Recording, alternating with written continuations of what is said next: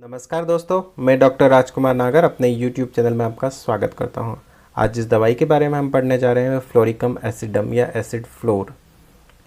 तो आज हम देखेंगे कि एसिड फ्लोर के कैरेक्टरिस्टिक सिम्टम्स क्या है, क्लिनिकल इम्प्लीमेंटेशन क्या है, कंपैरेटिव स्टडी क्या है और इसे कैसे डिफ्रेंशिएट किया जाता है डिफरेंट मेडिसिन से। तो चलिए शुरू करते हैं।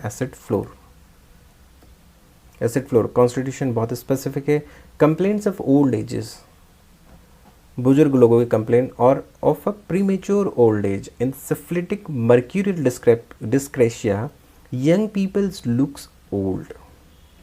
तो ओल्ड पीपल है जो प्रीमेच्योरली ओल्ड हुए उनके लिए भी, और जो जवान लड़के या जवान लोग हैं वो बुजुर्ग की तरह दिखने लगते हैं, उन पेशेंट में भी हम एसिड फ्लोर का उपयोग करते हैं। अगर हम आगे सिम्टम्स देखें इसी में, तो इंक्रीज्ड एबिलिटी जो एसिड फ्लोर करता है बहुत स्पेसिफिक है। क्लिनिकली मैंने इसको यूज़ किया है और बहुत एक्सीलेंट काम करते हैं एसिड फ्लोर इस सिम्टम्स पे। Increased ability to exercise without danger. Exercise, जो लोग जिम में जाते हैं वो आए हैं मेरे पास पेशेंट कि डॉक्टर साहब जैसे एक्सरसाइज करते बहुत ज़्यादा थक जाते हैं, तो मुझे अपनी स्टेमिना बढ़ानी है, स्ट्रेंथ बढ़ानी है, तो मैं क्या लूँ? तो उसके लिए मैंने एसिड फ्लोर और कोका का उपयोग किया है। बहुत अच्छी दवाइयाँ दोनों। Increased ability to exercise without danger is less affected by excessive heat of summer और cold of winter. Is less affected by excessive heat of summer cold. ये increased ability to exercise without danger ये पूछा जाता है AIPHT में या competitive exam में। तो those who are preparing for the competitive exam please keep it in mind, increased ability to exercise without danger. अगर हम इसके फिजिकल जनरल की बात करें, if you are talking about the physical general, तो physical general having a specific characteristic symptoms which is caries and necrosis specially of long bones. Long bones का caries and necrosis लिखा हुआ है, which is based on the सोरिक syphilitic abuse of mercury और silicea के abuse की वजह से इसको प्रॉब्लम होती है, और मर्क्यूरी के अब्यूज़ की वजह से भी। तो carries and necrosis of long bones है ना, ये बहुत स्पेसिफिक है, ध्यान रखिएगा। Long bones.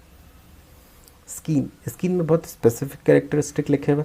Varicose vein and varicose ulcer, obstinate and long standing cases in women who have borne many childs. Multigravida female में अगर वेरिकोज वेन है और अल्सर है, जो वेरिकोज अल्सर भी बहुत ऑब्स्टिनेट है, जो कि ठीक होने का नाम ही नहीं ले रही है। वेरिकोज वेन की कंडीशन जो कि बहुत क्रोनिक हो चुकी है, और ऐसी फीमेल में जो कि मल्टीग्रेविडा है, तो हम एसिड फ्लोर का उपयोग करते हैं। एसिड फ्लोर के स्किन में लिखा हुआ naevus flat of children's right temple पर होता है। कैपिलरी एन्यूरिज्म अगर हम इसको कंपेयर करें तो कैलक्रिया फ्लोर है, ट्यूबरकुलिनम में भी है।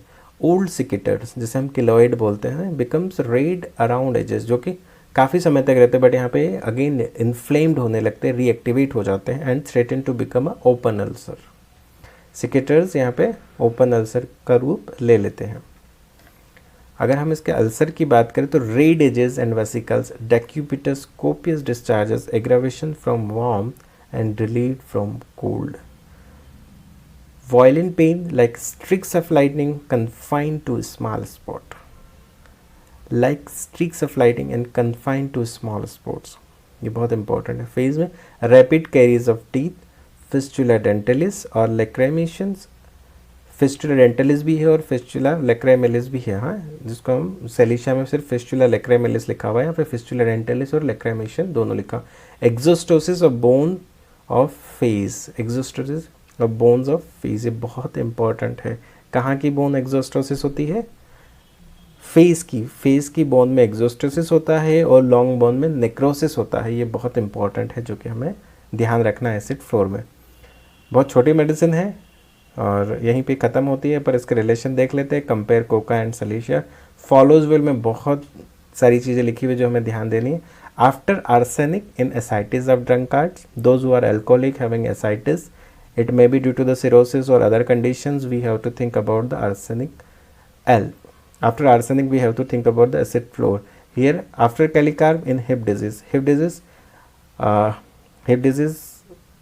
चाहे वो एवियन हो या फिर ऑस्टियोआर्थराइटिस हो, तो ऐसे केसेस में जहाँ पे हम कैलिकार्ब दे रहे हैं उसके बाद हम एसिड फ्लोर का उपयोग कर सकते हैं।